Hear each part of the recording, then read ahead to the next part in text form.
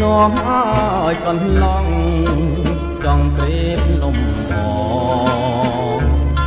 បើឃើញផ្ការីកម្ដងម្ដងទុកសោកសៅមងរលាយរលត់ពីអរាកា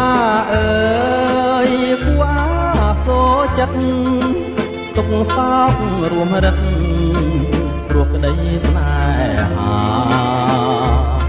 សូមញ៉ាទាំងខ្លួននឹងសង្ខាបើសិនមិនមេត្តា